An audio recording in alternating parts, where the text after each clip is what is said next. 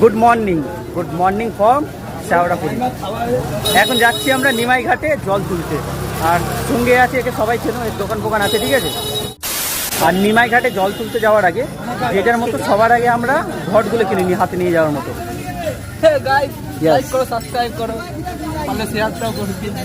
হাতে নিয়ে যাবি? তুই কত নিবি? বাঁক ফাঁক নিবি না? কত করে বলছে এগুলো? এগুলো কত 10 টাকা করে বলছে? 35 টাকা করে টোটাল। এই ঘট হচ্ছে 30 টাকা, ঘটের দাম 10 টাকা, শিকের দাম 20 টাকা, টোটাল 30 টাকা দাম। আর এই নর্মাল ঘটগুলো আছে 10 টাকা করে। এগুলো 10 তো, আর এই বড়গুলো 15 টাকা। আজ রবিবার আর কাল শ্রাবণ মাসের তৃতীয় সোমবার, আর এই তৃতীয় সোমবারে আপনাদের দেখাবো তারকেশ্বরে এখন কতটা পরিমাণে ভিড় হচ্ছে। চলো আগে যাই এখন নিমাই ঘাটে। আর কিছু বলবি? বল না, যাই নিমাই ঘাট থেকে জলটা তুলি, তারপরে দেখা যাবে কতটা কষ্ট হয়, কতটা কি হয়। ঠিক আছে, আমাদের সঙ্গে থাকো। ঠিক আছে,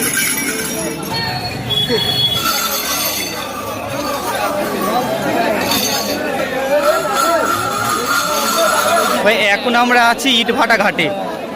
নিমাই ঘাটে গেছিলাম কিন্তু বড় বাঁকের জন্য নিমাই ঘাটে আমাদের অ্যালাউ করেনি। যাদের বড় বাঁক আছে তাদেরকে ইটভাটা ঘাটের দিকে পাঠিয়ে দিচ্ছে, আর নিমাই ঘাটের দিকে ছোট বাঁকগুলো যাচ্ছে। স্নান করতে যাওয়ার আগে এই পরিমাণে কাদা। এইটা হচ্ছে ইটভাটা ঘাট। ভাই প্রচুর ভিড়, এখন জোয়ার চলছে আবার।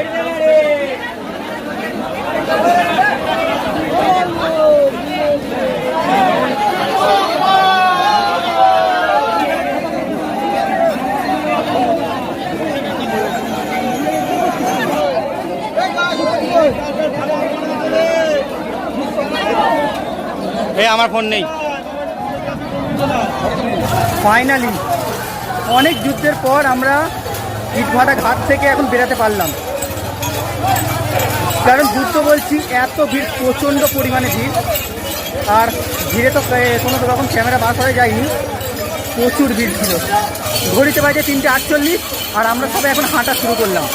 চলো দেখি কতক্ষণ পরে গিয়ে পৌঁছে তারকেশ্বর। কাল তো হয়ে যাবে, তাও চলো দেখি কতক্ষণ লাগে। এই শেওড়াফুলি থেকে তারকেশ্বর প্রায় 40 কিলোমিটার পায়ে হেঁটে।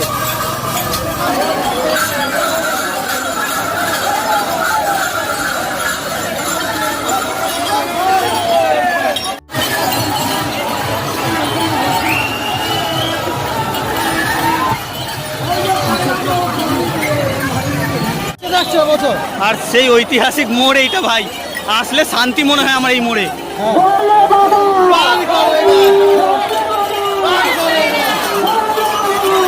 আর এখন আমরা চলে এসেছি শেওড়াফুলি মোড়ে, আর এই মোড়েও বেশ জাম আছে। এতক্ষণ বেশ ভালো রোদ ছিল, কিন্তু এখন মেঘ করে এসছে। খুশির খবর, কারণ এখন প্রচণ্ড গরম লাগছিল, এখন মেঘ করতে একটু শান্তি লাগছে। বৃষ্টি হবে, ভালো হবে কি ভাই? এই সময় ঠান্ডা ঠান্ডা খাওয়া।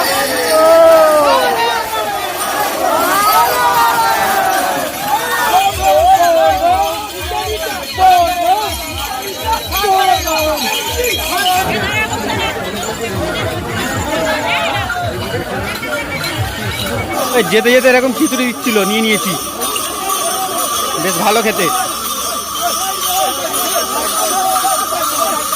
খিচুড়ির পরে দিচ্ছিল পোলো আর আলুর দম, ভাই পোলো আলুর দমও নিয়ে নিয়েছি। আমরা শুধু এখন খেতে খেতে যাবো।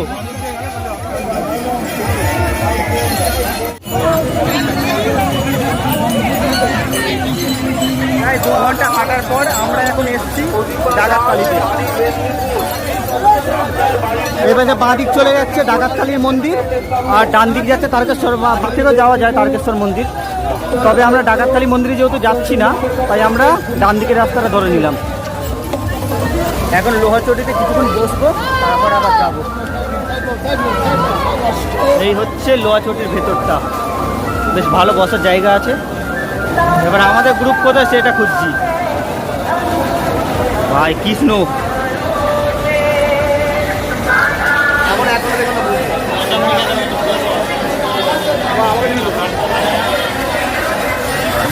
লোহাচটিতে প্রায় 1 ঘন্টা বসার পর একটু টানা হাঁটার পর আপাতত কোথায় আছে জানি না, কিন্তু রাস্তায় আসছি পিছনে এখন এই লেভেলের ভিড়। ঘড়িতে সময় হচ্ছে 8:30 আর সেই লেভেলের এখন ভিড়।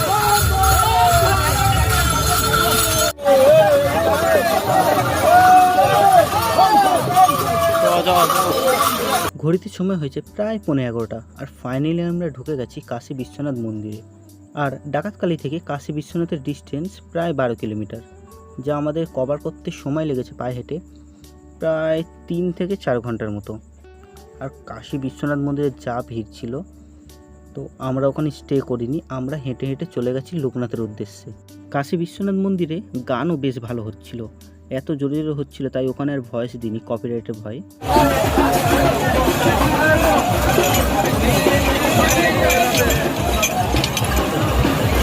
রাস্তায় বসবেন না, ও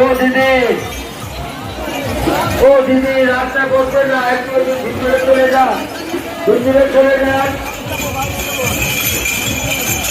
রাস্তায় বসবেন না, দিদি উঠে যান।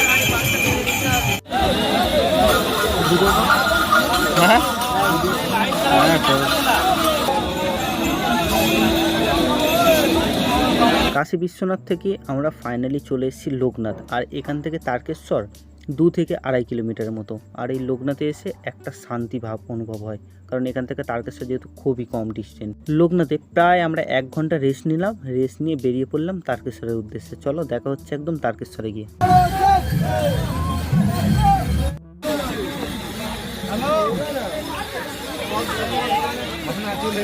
ঘড়িতে সময় হয়েছে 3:40। ফাইনালি আমরা ঢুকে গেছি তারকেশ্বর শ্যাওড়াফুলি থেকে। আমাদের সময় লেগেছে প্রায় 12 ঘন্টা মতো। এখন তো আমরা জল ঢালবো না, আমাদের আরও যারা টিম মেম্বার ছিল তারা সব পেছনে আছে, তারা আসুক, তারপরে যাব একটু সকাল হলে জল ঢালতে।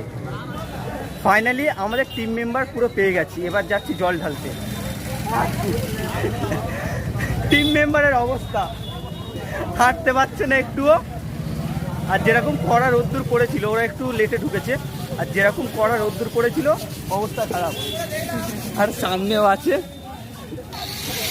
অবস্থা খারাপ পুরো।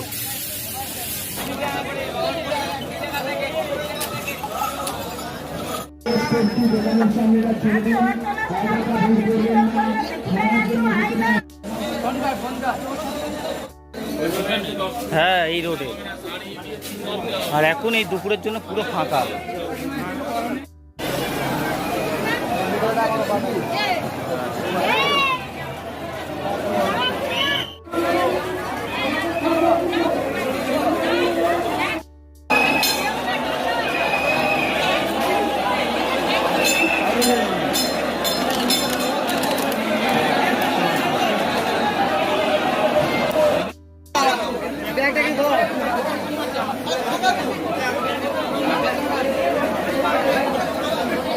তারকেশ্বর মন্দিরের ঠিক পশ্চিম দিকে আছে দুধপুকুর।